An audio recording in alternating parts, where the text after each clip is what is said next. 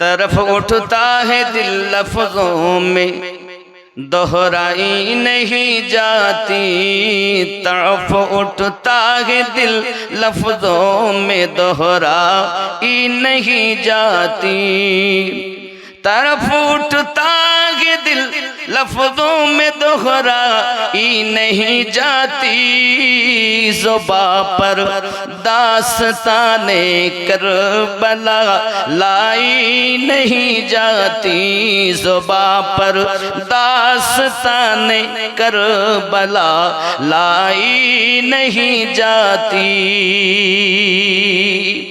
तरफ उठता है दिल लफ्जों में दोहराई नहीं जाती,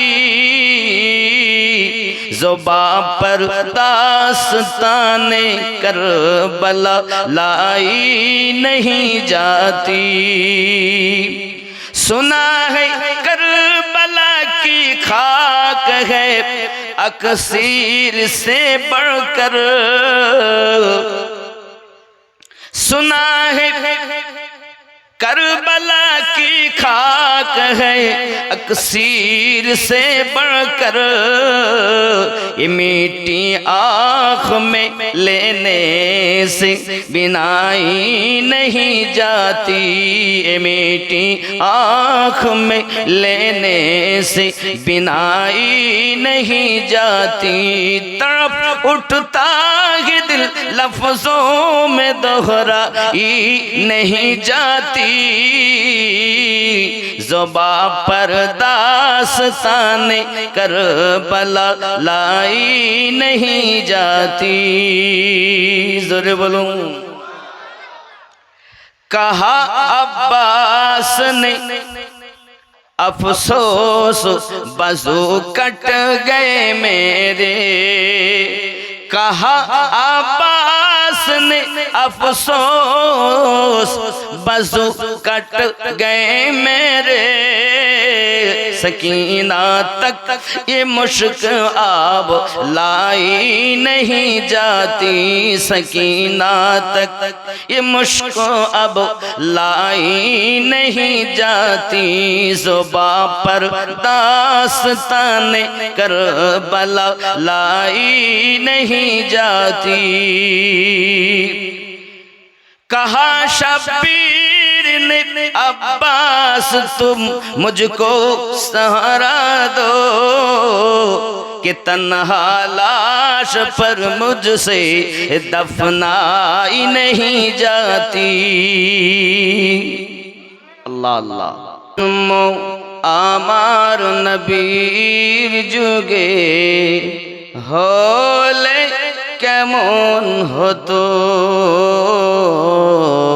जन्म, आमार नबीर जुगे होले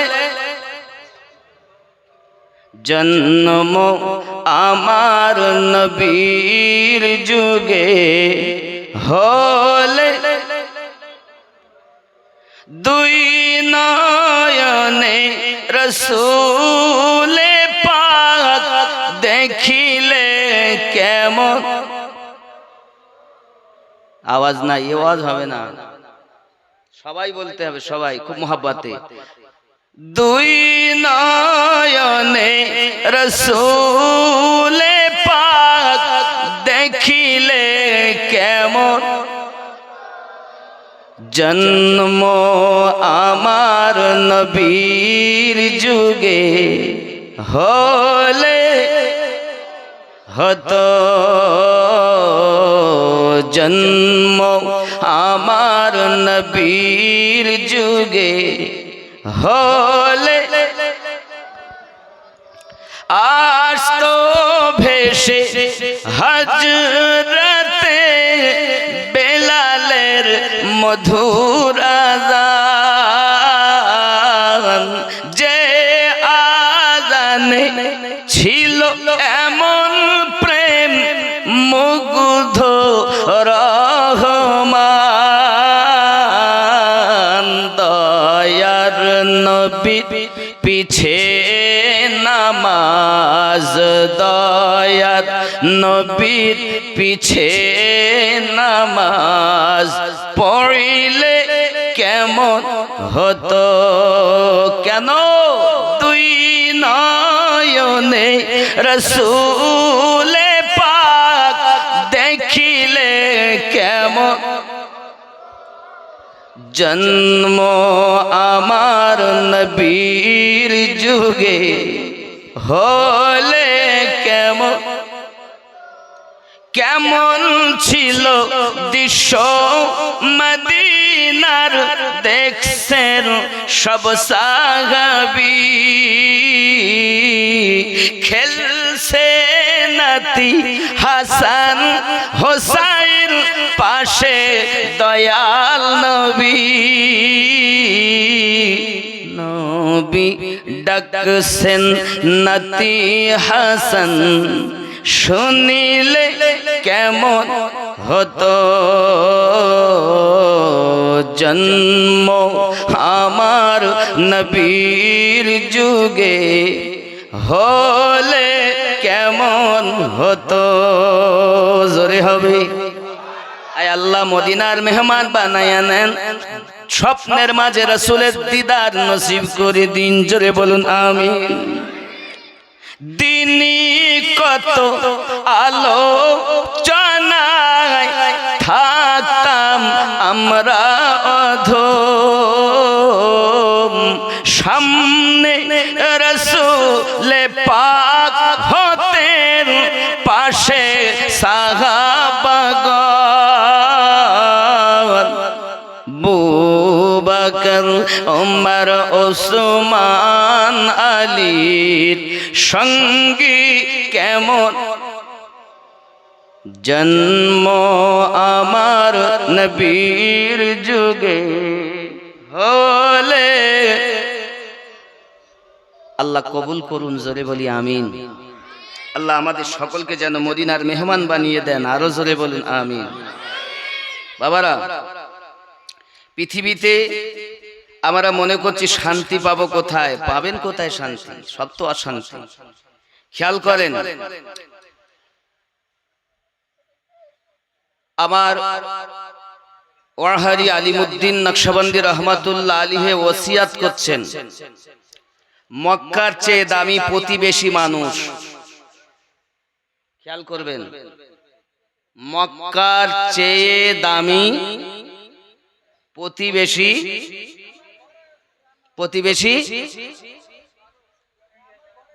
মক্কা মানে জানেন তো যে মক্কার মাটিতে রাসূল জন্ম নিয়েছেন সেই মক্কার মাটির থেকেও দামি প্রতিবেশী মানুষ গৌসে ওয়াহারির জীবনীতি আপনারা পাবেন খুব তাড়াতাড়ি আসছে তার হার্ড কপি আমার কাছে আছে তার থেকে ছবি আমার কাছে তোলা তার থেকে বলছি 2 নাম্বার তিনি ওসিয়াত করেছেন শান্তি যদি পেতে চাও নিজে আগে শান্ত হও কথাগুলো বুঝতে হবে বলো হই হই করে ওয়াজ শুনে যাওয়া বাড়ি গিয়ে বললে কি বুঝো তো তাহলে শুনলাম যে এখান থেকে এইভাবে ইসলাম এইভাবে প্রচার হয়েছে ওরা মুসলমান হয়েছে ওই সব পাদ্রীরা ছিল কেউ আগুন জ্বালা দিয়ে কলেমা পড়ে মুসলমান হয়েছে ইসলাম প্রচার হয়ে গিয়ে এর নাম না ওয়াজ মানে বোঝা ওয়াজ মানে নিজে অজানাকে জানা জেনে আমল করা নাকি বলেন ওয়াজ করা ভালো ওয়াজ দেওয়া ভালো ওয়াজ শোনা ভালো সব থেকে বেশি ভালো আমল করা 2 নাম্বার ওসিয়াত কি শান্তি যদি পেতে চাও নিজে আগে আমরা কি শান্ত আছি কথা বলেন 3 নাম্বার ওসিয়াত আত্মা তীর্থই সবচেয়ে বড় তীর্থ আত্মা তীর্থই সবথেকে বড় তীর্থ 4 নাম্বার মনের পবিত্র আধারে ভ্রাতৃত্ববোধ জাগরিত করাই ইসলামী নিশান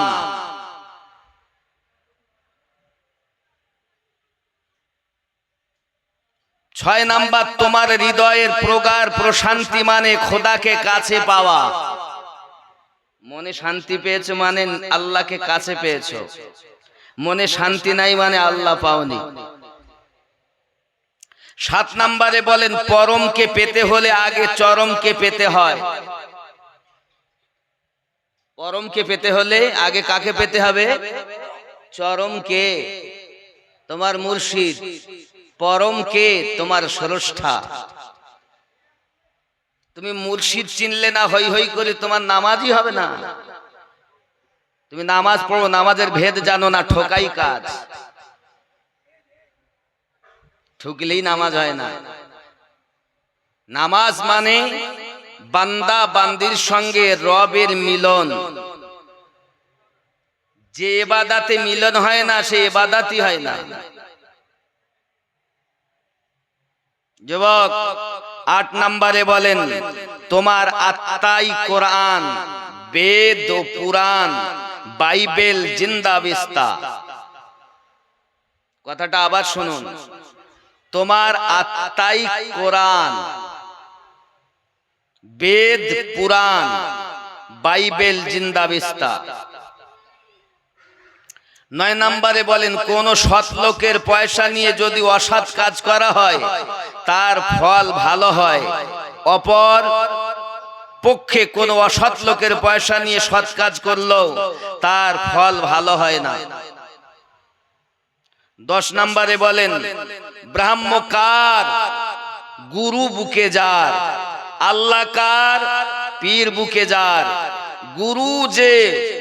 গুরু ছেড়ে যে ব্রাহ্ম ভজে তার স্থান নরকের মাঝে, পীর ছেড়ে যে আল্লাহ ভজে তার স্থান দোজখের মাঝে।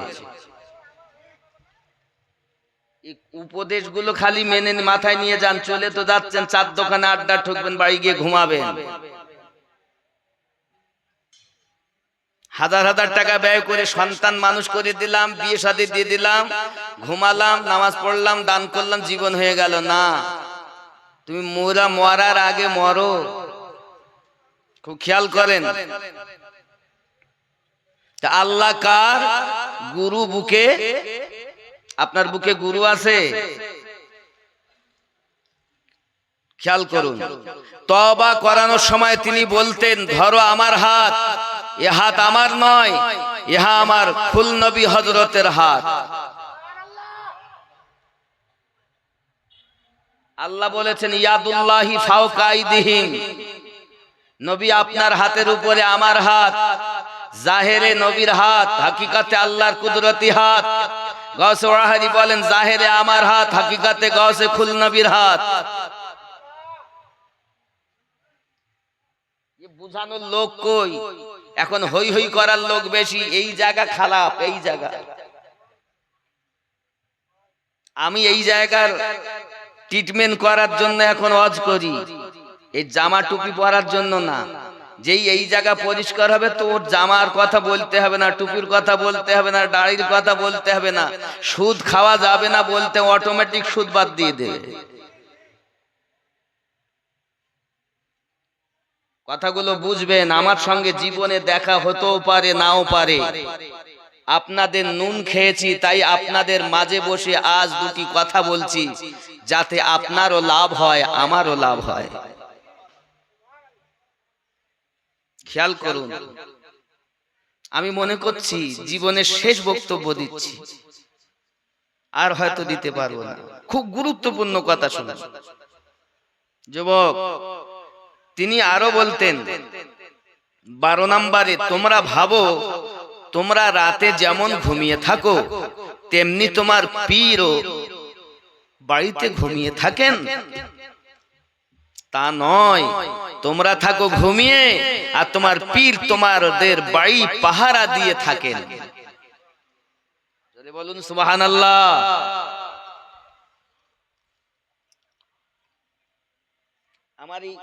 আমার এই বক্তব্য শুনে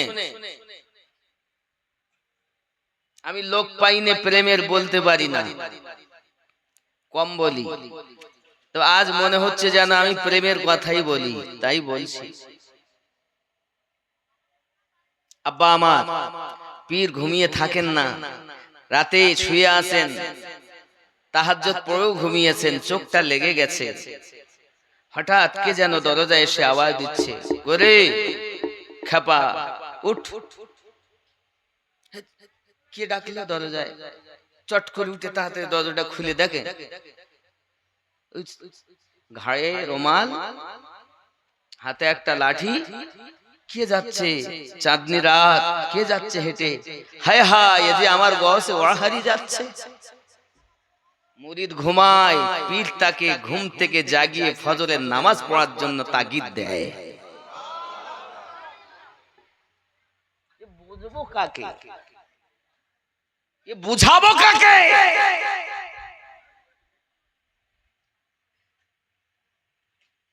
শুনুন, 13 নাম্বার, পাপী তাপী ব্যথিত প্রীতকে যে ব্যক্তি আমার কাছে আসবে উদ্ধারের জন্য, তাকে বুকে করে পার করার জন্য আল্লাহ আমাকে এ ধরাতে পাঠিয়েছেন।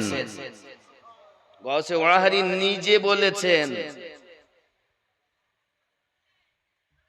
তাদের বুকে করে পার করানোর জন্য।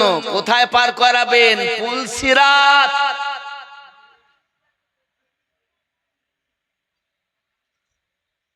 ওনার জীবনীতে পাবেন। তার আগে আমি স্যাম্পল দিয়ে যাচ্ছি, কোথাও পান না পান ওরসে আমাকে দেখতে পাবেন। কিন্তু আপনার এলাকার লোক ওরসে যাবে, ওখানে পীর নেই।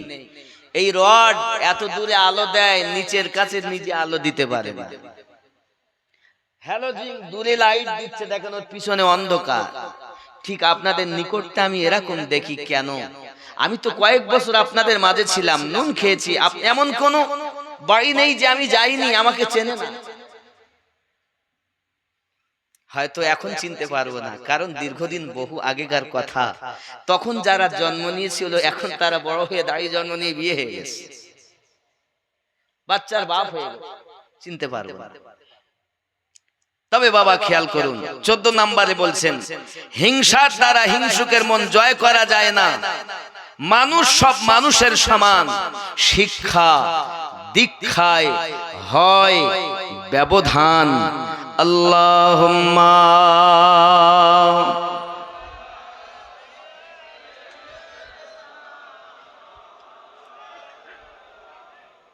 وعلى آل سيدنا مولانا محمد صلوا على محمد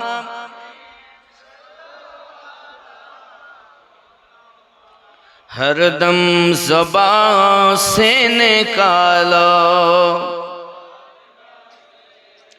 मोहम्मद, हर दम ज़बान से निकालो शफी ओ गो चाँद तुमी बोले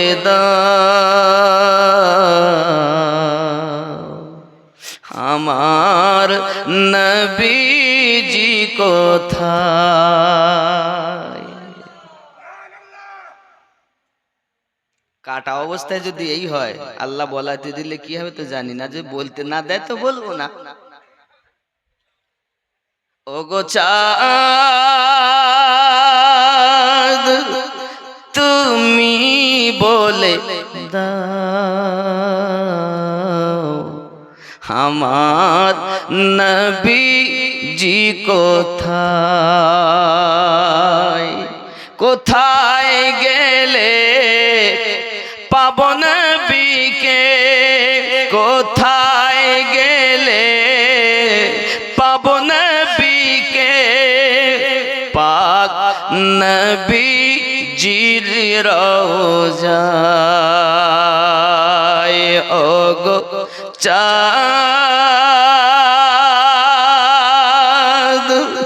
তুমি বলে দাও আমার নবীজি কোথায়? জোরে হবে। আকাশের তারকার মিঠি মিঠি চাঁদ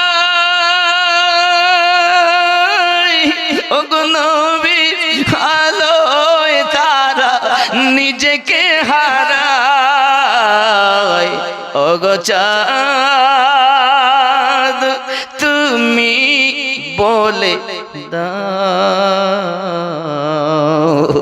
আমার নবীজি কোথায়।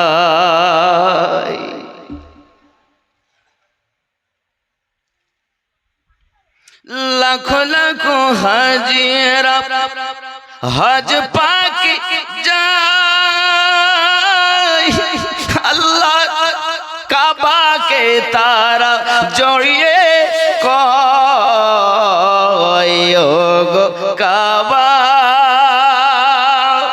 তুমি বলে দাও আমার নবীজি কোথায়। জোরে বল আল্লাহ। এ বসন্তপুরের মানুষকে আল্লাহ কাবার মেহমান বানিয়ে দিও। আরো জোরে বলুন আমিন। দূর দূরান্ত থেকেও যারা এসেছেন, আজকের শ্রোতা যারা, আল্লাহ আমার নবীর রওজা না দেখাইয়া মৃত্যু দিও না। জোরে বলি আমিন। হাজার হাজার লাখ লাখ টাকা আছে ঘরে, মদিনায় যাওয়ার দিল কার আছে? আব্বা রওজায় যান, নবীর রওজাতে এমন কোন ব্যক্তি নাই চোখের পানিতে বুক ভেসে যায়, দাড়ি ভেজে যায়, এমন হালাত। কাঁদবে না কেন? যে নবী আমাদের জন্য এখনো কাঁদছেন, এখনো কাঁদছেন। 63টা বছর কেঁদেছেন, আজও কাঁদছেন, কিয়ামতের দিনও কাঁদবেন। 1450 বছর অতিক্রম হয়ে গেল, এখনো নবী পাকের চোখের পানি বন্ধ যায় না। হে উম্মত, পাপের কাজ করো তুমি, আর রাসূল আমার মদিনার জমিনে কেঁদেই চলেছেন। উম্মত, তোর কি একবার চিন্তা হয় না তুই সুদ খেলি, তুই মদ পান করলি, তুই নামাজ ছেড়ে দিলি, তুই দাড়ি কাটলি, ওজনে কম দিলি, আমার উম্মত বলে দাবি করিস, এমন করে পাপের কর্ম করিস। পাপ করি আমরা, আর মদিনায় কাঁদেন খোদার পেয়ারা।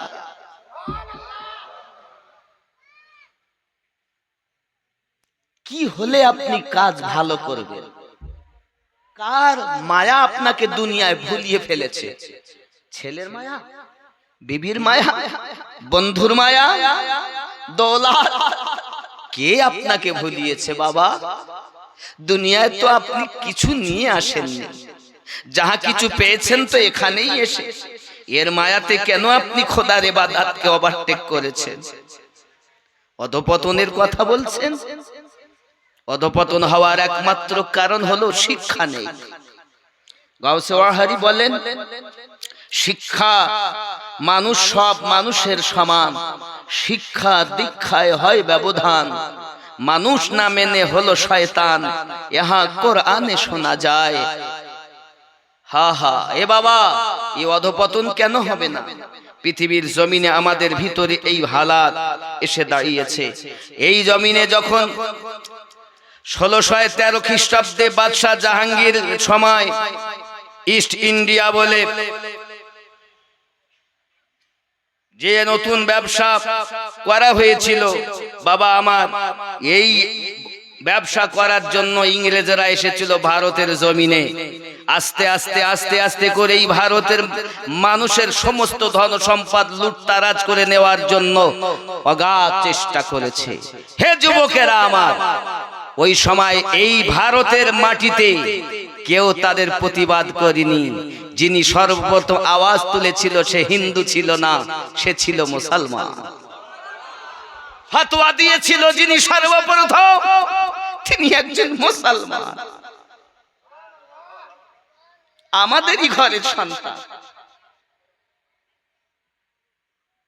যুবক, শাহ মাওলানা ওলিউল্লাহ মুহাদ্দিস দেহলভী রহমাতুল্লাহ আলাইহি,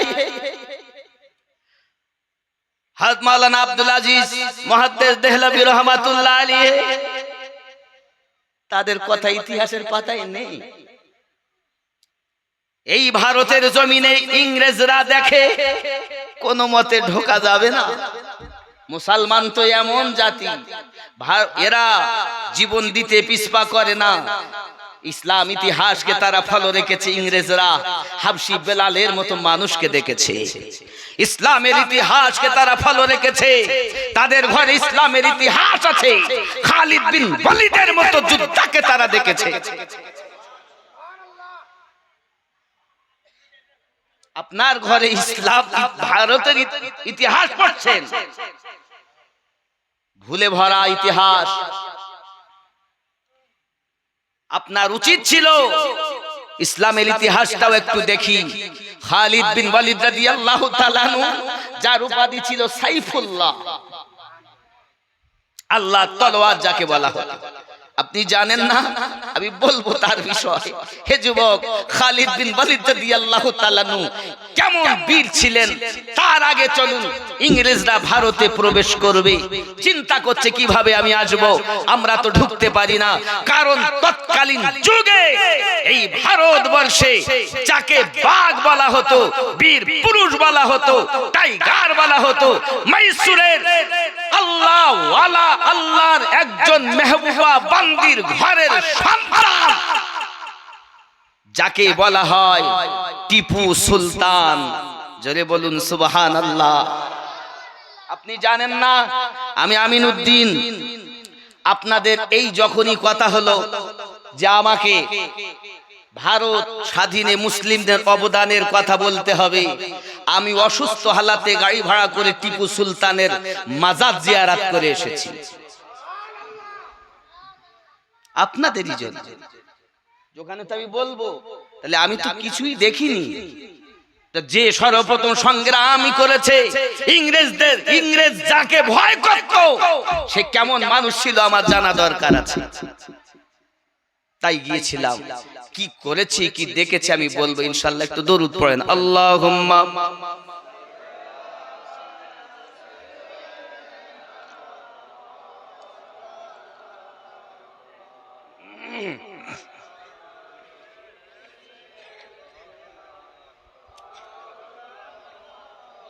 বাবা, আমার কথা শুনে রাগ হচ্ছে?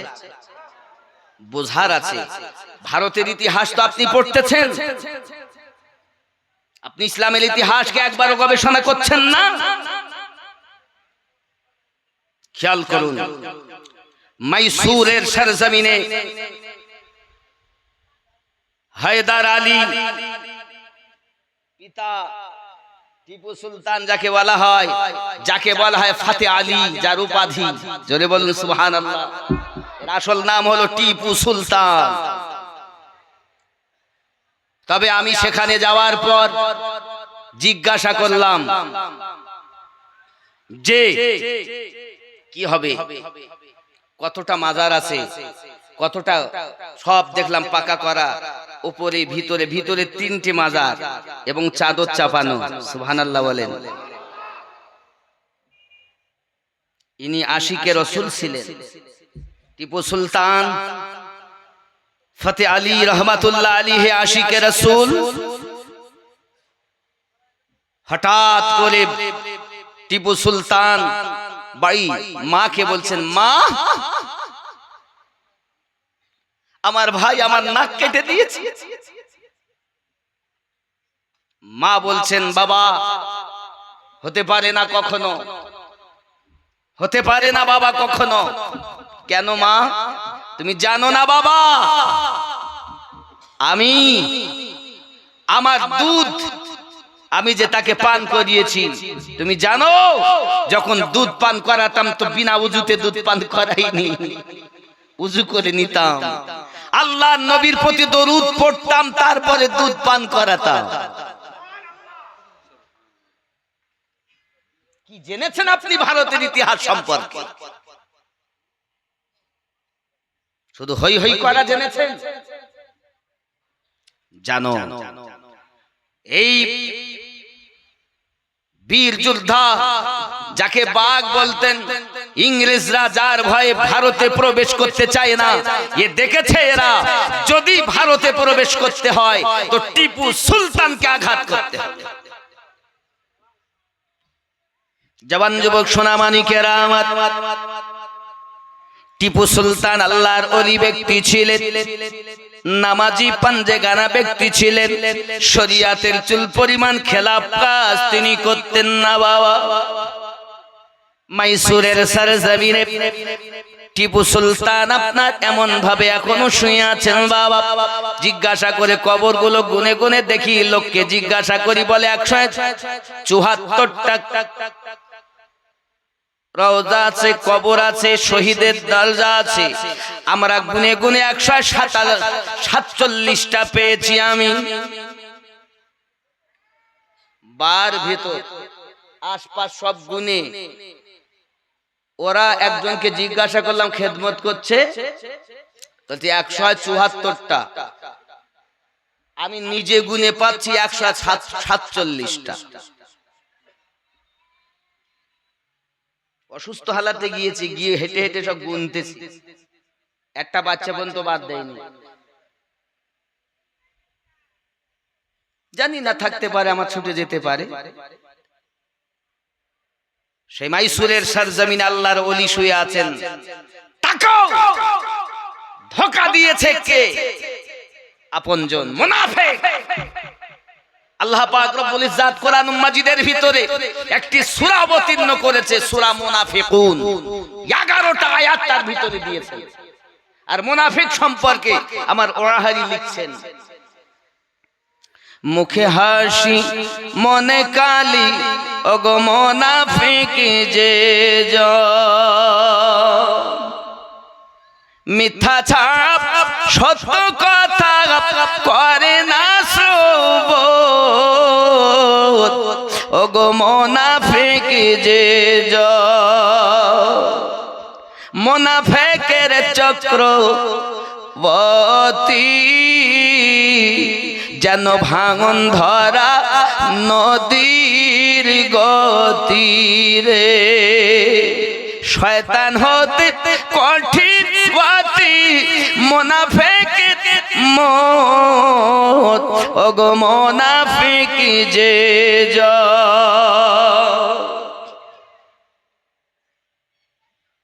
মুনাফিক পিছে গীবত করে যত, ওগো সামনে এলে কাঁদে তত রে। আছে না, আছে না? মেম্বার সাহেব আসুন, আসুন, বসুন, চা খান, কি খাবেন বলুন। আমাদের মেম্বারের মতো মেম্বার হয় না, জানো না? ওই তোমার পিছনে বাঁশ দেয়। খুব ভালো মনে করছে না? পিছে গীবত করে যত, ওগো সামনে এলে কাঁদে তত রে। উপদেশ দেয় শত শত, নিজে করে না পালো মুনাফিক যে জন। মুখে হাসি মনে কালি, ওগো মুনাফিক যে জন। এই মুর্শিদাবাদের জমিনে নবাব সিরাজউদ্দৌলা মীর জাফর আজ যদি ঘরে শত্রু না হতো, তাহলে বহু আগে ইংরেজরা ভারত ছেড়ে পালাতে বাধ্য হতো। এই মুর্শিদাবাদের সরজমিন মীর জাফর কম ক্ষতি করেনি মুনাফিক। হে যুবকেরা আমার, টিপু সুলতানের সঙ্গেও মুনাফিক লেগে তাকেও শহীদ করা হয়েছে নির্মম। যুবক আমার, ইংরেজরা চেয়েছিল যেমন করি হোক টিপু সুলতানকে আমাদের শহীদ করতেই হবে। লোক লাগিয়ে দিয়েছে, আব্বা আমার প্রাইজ তাকে টাকাও লোভে, অর্থের লোভে টিপু সুলতানকে ষড়যন্ত্র করে আঘাত করে শহীদ করে দেওয়া হয়েছে। ইন্না লিল্লাহি ওয়া ইন্না ইলাইহি রাজিউন। আল্লাহর ওলি ছিলেন, শরিয়াত পাবন্দি, শরিয়াতের খেলাফ চুল পরিমাণ কাজ তিনি করেননি। তিনি আহলে পাকের দিওয়ানা ছিলেন। জোরে বলুন সুবহান। আজ মুসলমান পদদলিত, লাঞ্ছিত, অপমানিত কেন? আজ আমাদের সমাজে এত অধঃপতন কেন? আব্বা আমার, আমাদের মধ্যে নেই শিক্ষা, আমাদের মধ্যে শিক্ষা নেই। যেই ছেলে বাচ্চা একটু বড় হয়েছে, স্কুলে যাবে না, সঙ্গ খারাপ, যা রাজমিস্ত্রি করতে চাই, কিছু হোক আর নাই বা হোক, কিছু টাকা ইনকাম করে দিচ্ছে, বাড়ি এসে তালার ওপরে তালা, যত পারিস চালা, প্রতিযোগিতা চলছে ঘর বানানো।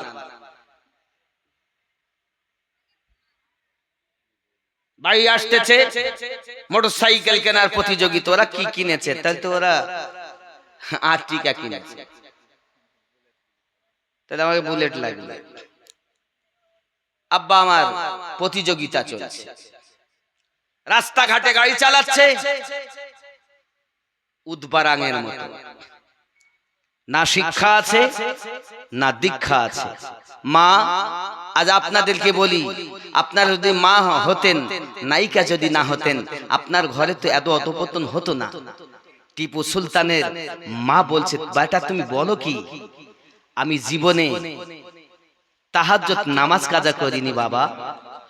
হে বাবা, আর তুমি তোমার ভাইয়ের প্রতি অপব্যাখ্যা করছো। জানো তুমি আমি দুধ পান করিয়েছি দরুদ শরীফ পড়ে বা ওযু অবস্থাতে, আর আমাদের মায়েরা দুধ পান করে সিরিয়াল দেখতে দেখতে, নইলে নোংরা ছবি দেখতে দেখতে, গান শুনতে শুনতে। তার বাচ্চা হবে কেমন? পেটে বাচ্চা এসেছে, আপনি তো বাচ্চাকে পেটে ধারণ করেছেন, শরিয়াত মোতাবিক কাজই করেন। মা, মা, আপনারা মায়ের জাত। আপনাদেরই মতো একজন মা টিপু সুলতানকে জন্ম দিয়েছে, আপনারই মতো মা ওবায়দুল্লাহ খানকে জন্ম দিয়েছে, আপনারই মতো একজন মা সরকারে আলা হযরতকে জন্ম দিয়েছে, আপনার মতো একজন মা খাজা গরিব নওয়াজকে জন্ম দিয়েছে, আপনার মতো একজন মা আমার গাউস ওয়াহারিকে জন্ম দিয়েছে। নারে তাকবীর, নারে তাকবীর, নারে রিসালাত, নারে রিসালাত, মাসলাকে আলা হযরত, নারে তাকবীর, নারে রিসালাত। যুবক, একটু বুঝুন, একটু বোঝার চেষ্টা করুন। মায়েরা পারে না যুদ্ধে যেতে, কিন্তু ওই মায়েদের পেট থেকে এমন সন্তান ভারতবর্ষে বিভিন্ন দেশে বিভিন্ন স্থানে জন্ম নিয়েছে, যাদের কৃতিত্ব এখনো পর্যন্ত আপনার কায়েম রয়েছে, কিয়ামত অবধি কায়েম থাকবে। আমার মায়েরা তো সেই জাত। মা, আধা ঘন্টা পর পর দাও, এক দু ঢোক মতো খাই, কারণ আমার গলার জন্য একটু প্রয়োজন আছে। আমার কথা শুনে রাগ হচ্ছে, বাস্তব জিনিস তো। আল্লাহর নবী সাল্লাল্লাহু আলাইহি ওয়াসাল্লাম বলেন, আমি যখন মিরাজে গেলাম, মিরাজে যাওয়ার পরে আমাকে যখন জাহান্নাম ভ্রমণ করানো হয়, আমি নবী জাহান্নামে বেশিরভাগ নারীদেরকে জ্বলতে দেখেছি। নারীরা অধঃপতনে জাহান্নামে জ্বলতেছে। একটা নারীকে দেখি, তার জিহ্বার বলে আপনার কিনা ঝোলানো